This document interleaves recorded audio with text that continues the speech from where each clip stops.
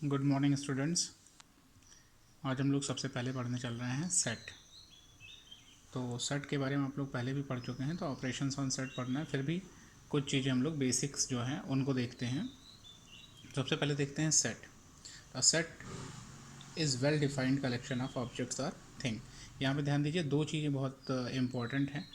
पहली चीज़ ये है कि कलेक्शन कि सेट क्या होता है, एक कलेक्शन होता है। और दूसरी चीज़ है कि वेल डिफाइंड कलेक्शन होता है। ओके, तो दो चीज़ें जो सबसे इम्पोर्टेंट है उसको जानना है कि सेट में कुछ और नहीं, सेट सिंपल सा एक कलेक्शन है या एग्रीगेट है, यानी जो चीज़ें दी गई हैं उनको एक साथ में लेना ही क्या है, कलेक्शन होता है। और वो वेल डिफाइंड होना चाहिए। लेकिन यहाँ जो सबसे इम्पोर्टेंट टर्म है वो है well defined collection. Well defined का मतलब ये होता है कि आप जिस तरीके से भी आप उसको डिफ़ाइन करिए, उससे उसके एलिमेंट्स बिल्कुल फिक्स होने चाहिए, क्लियर कट होने चाहिए, कोई एम्बिग्यूटी नहीं होनी चाहिए।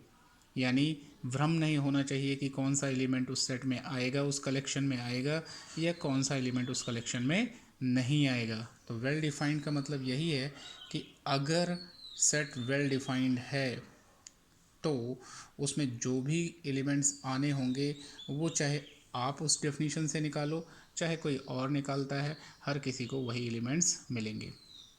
आइए एग्जांपल के तौर पे देखते हैं कि अगर हम कहें एक सेट के बारे में कि सपोज करते हैं कि उसको लेते हैं कि एक सेट को हम डिफाइन करते हैं, A is a set having elements x such that x less than 2 comma x belongs to N.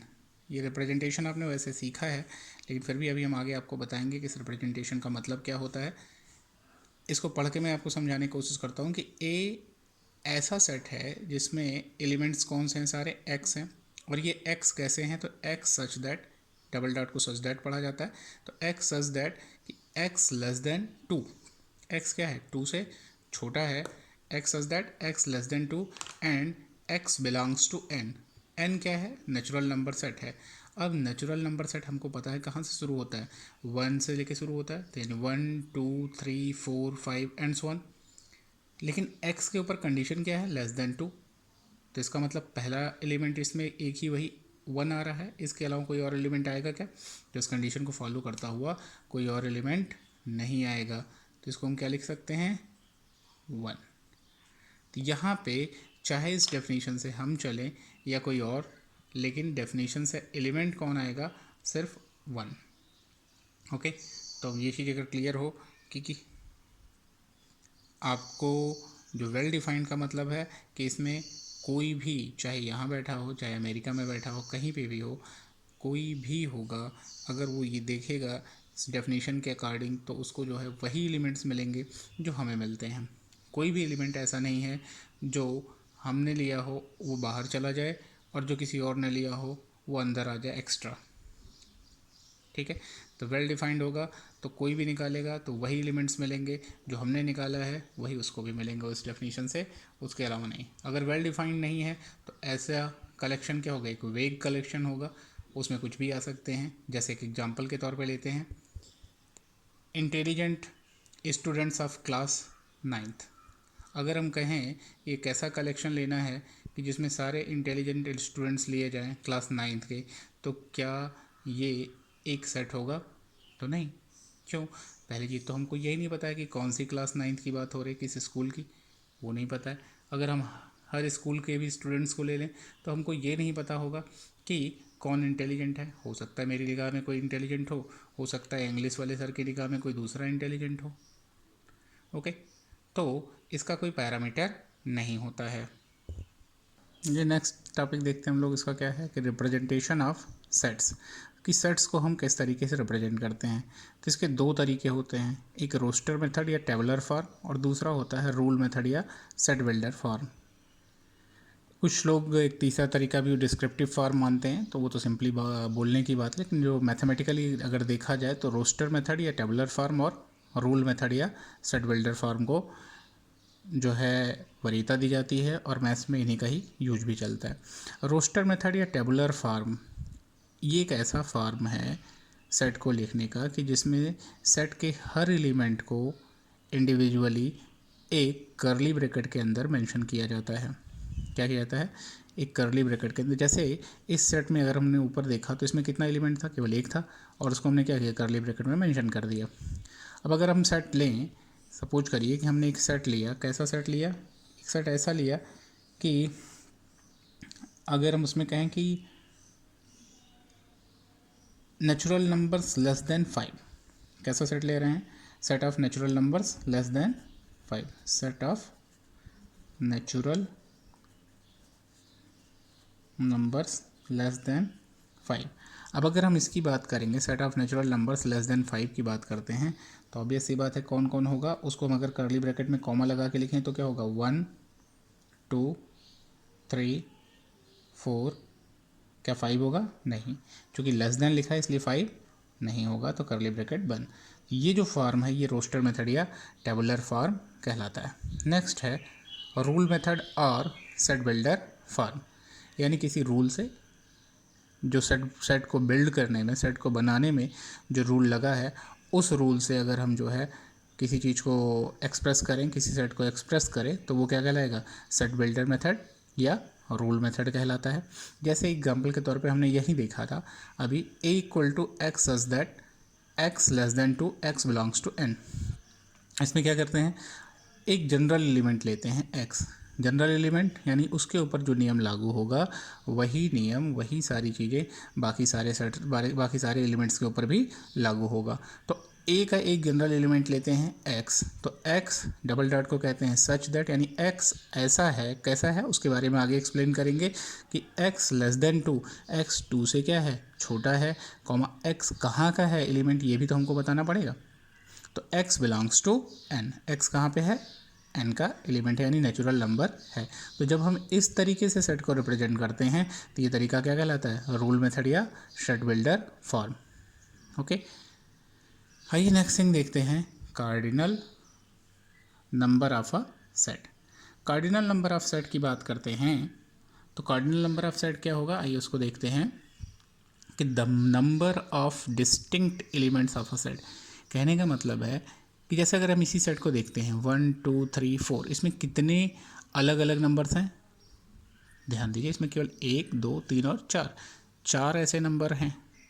तो किसी भी सेट में जितने भी अलग अलग एलिमेंट होते हैं, डिस्टिंक्ट एलिमेंट्स होते हैं, वही नंबर क्या कहलाती है? कार्डिनल नंबर कहलाती है। वही नंबर कार्डिनल नंबर कहलाती है, किसकी? सेट की कहलाती है। ओके, नेक्स्ट आइए एक और टॉपिक देखते हैं, टाइप्स ऑफ सेट्स के बारे में। अच्छा हाँ, इसको रिप्रेजेंट कैसे करते हैं? एन ऑफ ए लिखते हैं, ठीक है। आइए इसको पढ़ा जाता है N of A. Set A का कार्डिनल नंबर क्या पढ़ा जाता है? N of A. नेक्स्ट आइए देखते हैं टाइप्स ऑफ सेट्स। तो फाइनाइट सेट, इनफाइनाइट सेट, कई तरीके के वो हो सकते हैं क्राइटेरिया जिसके बेसिस पे हम उसको डिफाइन करना चाहते हैं। तो इसमें जैसे हमने देखा कि फाइनाइट और इनफाइनाइट, यानी इसमें नंबर ऑफ़ टर्म्स के आधार पे, अगर नंबर ऑफ़ टर्म्स क्या हैं, फाइनाइट सेट आगे एक्सप्लेन करूँगा, लेकिन फ़िलहाल अगर number of terms, number of elements अगर वो फाइनाइट हैं, जिनकी हम क्या कर सकते हैं? काउंटिंग कर सकते हैं, तो उस सेट को क्या कहते हैं? फाइनाइट सेट कहते हैं। और इनफाइनाइट सेट यानी ऐसा सेट जिसमें नंबर ऑफ़ एलिमेंट्स क्या हैं? इनफाइनाइट हों। एक चीज़ यहाँ पे मैं क्लियर करना चाहूँगा कि जब सेट को देखते हैं तो वहाँ number of distinct elements he mention किए जाते हैं। किसी नंबर को आप 1000 बार लिखो उससे कोई फ़र्क नहीं पड़ता है, इसलिए रिप्रेजेंटेशन में वो एक ही बार काउंट किया जाएगा, ठीक है। सेट के एलिमेंट्स में वो एक ही, मान लीजिए आपकी कोई नंबर है 2, वो बार बार रिपीट होके आ रहा है तो इससे कोई फ़र्क नहीं पड़ता है, 2 को सिर्फ एक ही बार लिया जाएगा, ठीक। तो इनफाइनाइट सेट और फाइनाइट सेट तो डिपेंड करेगा नंबर ऑफ़ डिस्टिंक्ट एलिमेंट्स, जो अलग अलग एलिमेंट्स हैं, क्या उनकी संख्या फाइनाइट है तो वो फाइनाइट होगा, और जब उनकी संख्या फाइनाइट नहीं हो यानी काउंटेबल नहीं हो तो वो सेट क्या हो जाएगा? इनफाइनाइट सेट हो जाएगा। आइए फिर देखते हैं एम्प्टी सेट, या जिसको हम नल सेट भी कहते हैं, वायर्ड सेट भी कहते हैं। नाम ही बता रहा है एम्प्टी है, खाली है, यानी उस सेट में कोई भी एलिमेंट नहीं है। तो इसका रिप्रेजेंटेशन कैसे होता है? करली ब्रैकेट लेकिन खाली, या ये फाई, इसका रिप्रेजेंटेशन स्टैंडर्ड क्या है? फाई के रूप में होता है। उसको क्या पढ़ा जाता है? सिंबल को फाई पढ़ा जाता है। तो इसके बारे में आगे आपको बताते हैं कि एम्प्टी सेट या नल सेट, अगर आप सोचोगे तो ऐसे सेट की ज़रूरत क्या है। तो ऐसे सेट की ज़रूरत होती है जैसे कुछ घटनाएं होती हैं, उनके बारे में हमको जिक्र तो करना होता है। तो जैसे एक एग्जांपल के तौर पे हम लेते हैं कि जैसे ले सकते हैं, हाँ, a prime number less than 2। एक एग्जांपल के तौर पे चलिए लेते हैं प्राइम नंबर लेस देन 2। क्या 2 से कोई छोटा प्राइम नंबर है? तो हम क्या पाएंगे, कोई नहीं है। लेकिन ये स्टेटमेंट तो है, ये एक वेल डिफाइंड कलेक्शन है, हमको भी कोई नहीं मिलेगा, कोई भी एलिमेंट नहीं मिलेगा। बाकी कोई भी इंसान दुनिया की किसी भी जगह पे बैठा हुआ हो, चाहे वो सूरज पे चाहे चांद पे कहीं भी जाके बैठ जाए, लेकिन अगर उसको ये डेफिनेशन दी जाएगी a prime number less than 2, तो उसको ये पता है कि इस कलेक्शन में कोई भी एलिमेंट नहीं आने वाला है, क्योंकि कोई भी प्राइम नंबर 2 से छोटी नहीं है। स्मॉलेस्ट प्राइम नंबर कौन है? 2 है। इसके बाद अगला सेट देखते हैं, सिंगलटन सेट। सिंगलटन सेट का मतलब होता है सिंगल, जैसा नाम ही बता रहा है कि ऐसा सेट जिसमें एलिमेंट्स कितने हैं, सिंगल एलिमेंट हो, उसको क्या कहते हैं, सिंगलटन सेट कहते हैं। जैसे एक एग्जांपल के तौर पे संयोगी था कि हम लोगों ने यहाँ लिखा था कि x such that x less than 2 and x belongs to n। तो ये क्या था, इसमें सिर्फ और सिर्फ एक एलिमेंट मिला, तो इसको सिंगलटन सेट कहेंगे। इसमें सिंगल एलिमेंट है यहाँ, इसीलिए हमने यहाँ ब्रैकेट में a लिखा है, एक जनरल टर्म हो गया, यानी एक ही एलिमेंट है। फिर आइए देखते हैं इक्वल सेट, इक्विवेलेंट सेट, इनके बारे में भी थोड़ा देखते हैं। यूनिवर्सल सेट के बारे में देख लेते हैं। यूनिवर्सल सेट का मतलब होता है ये, अब हम इसको देखेंगे तो हर कंटेक्स्ट में इसकी बातें क्या हो जाएंगी, वो अलग अलग हो जाएंगी। यानी अगर हम मान लीजिए कोई प्रॉब्लम डील करते हैं, उस प्रॉब्लम में 2 या 3 सेट मेंशन किए गए हैं, ध्यान दीजिएगा, अगर प्रॉब्लम में मान लीजिए 2 या 3 सेट क्या किए गए हैं, मेंशन किए गए हैं, और उन तीनों सेट के सारे डिस्टिंक्ट एलिमेंट, यानी हर अलग अलग एलिमेंट को हम अगर कंसीडर करके एक सेट बनाए, तो वो क्या हो जाएगा, उसके लिए यूनिवर्सल सेट का काम करेगा। यानी यूनिवर्सल सारे सेट जिनकी भी बात हो रही, जिनका भी जिक्र हो रहा है, उनका हर एलिमेंट कहाँ मिलेगा, यूनिवर्सल सेट में मिलेगा। बिल्कुल यूनिवर्स की जैसा ही है, कोई भी प्लेनेट है, कोई भी स्टार है, कोई भी लाइफ है, कुछ भी है, हर चीज़ कहाँ है, यूनिवर्स के ही अंदर होगी, उसके बाहर नहीं हो सकती है। तो अब इस कंसेप्ट से अगर आप समझना चाहेंगे तो यूनिवर्सल सेट एक ऐसा सेट होगा कि जिस सेट के अंदर, लेकिन ध्यान रहे, हर प्रॉब्लम, जिस भी प्रॉब्लम के बारे में बात हो रही है, उसमें मेंशन जो भी सेट्स हैं उनको लेकर के ही हमको देखना होता है। और अगर मेंशन कर दिया गया तो अच्छी बात है कि यूनिवर्सल सेट ये है। भले ही हमारे वो 2-3 सेट जो दिए गए हैं उनको मिला करके वो सेट ना मिल रहा हो, लेकिन उससे बहुत बड़ा तो होगा ही होगा, और बाकी वो सारे के सारे एलिमेंट्स भी उसके अंदर होंगे। यानी यूनिवर्सल सेट के बाहर कोई भी एलिमेंट नहीं जाता है। ओके, नेक्स्ट थिंग आइए देखिए, यूनिवर्सल सेट के बाद इक्विवेलेंट सेट और इक्वल सेट, दो शब्द हैं जो देखने में बिल्कुल एक जैसे लग रहे हैं लेकिन डिफरेंस है। तो उसको आइए देखते हैं। इक्वल सेट का मतलब ये होता है कि two sets are said to be equal if their elements are same. यानी जब उनके सारे एलिमेंट्स क्या हो जाएं, सेम हो जाएं, कोई भी अंतर ना रहे। ओके, यानी जो अगर सपोज करिए हम एक सेट ए की बात कर रहे हैं और एक सेट बी की बात कर रहे हैं, तो जो एलिमेंट ए में होंगे वही सारे एलिमेंट बी में भी होंगे। कोई ए का एलिमेंट ऐसा एक भी नहीं होगा जो बी में ना मिले, और बी का कोई एक भी ऐसा एलिमेंट नहीं होगा जो ए के बाहर चला जाए। यानी ए में जितने एलिमेंट हैं वो सारे के सारे बी में होंगे, और बी में जितने एलिमेंट हैं वो सारे के सारे ए में होंगे। ओके, तो इतनी बारे में हम लोगों ने पढ़ा equal set. Equivalent set equal set से कैसे डिफरेंट है इसको देखते हैं। इक्विवेलेंट सेट सिंपल सी बात है, ये बताता है कि two sets having same cardinal numbers, दो सेट्स जिनकी कार्डिनल नंबर्स क्या हो, सेम हो, यानी जिनमें number of element, distinct elements क्या हो, सेम हो। यानी अगर दो सेट है, मान लीजिए एक सेट ए है, तो ए में भी मान लीजिए 3 एलिमेंट हैं, और सेट बी में भी कितने एलिमेंट हैं, 3 ही एलिमेंट हैं। यानी 3 एलिमेंट्स किस में है, ए में, और 3 एलिमेंट्स बी में। चाहे वो सेम हो और चाहे सेम ना हो, इससे कोई फ़र्क नहीं पड़ता है। चाहे वो सेम हो या चाहे सेम ना हो, इससे कोई फ़र्क नहीं पड़ता है। लेकिन वो सेट क्या कहलाएंगे, इक्विवेलेंट सेट कहलाएंगे। आइए इसके एग्जांपल को यहाँ देखते हैं, थोड़ा सा ऊपर यहाँ स्पेस है। इक्विवेलेंट के लिए जैसे मान लीजिए एक सेट हमने ए लिख दिया, ए को हम लिख सकते हैं 1 2 3, और एक सेट हमने बी लिख दिया ए बी सी। देखिए दोनों के कार्डिनल नंबर यानी नंबर ऑफ एलिमेंट्स क्या है, इसमें भी 3 है और इसमें भी 3 है, दोनों एक दूसरे के इक्विवेलेंट सेट कहलाएंगे। तो यानी two sets having same cardinal numbers are called equivalent set.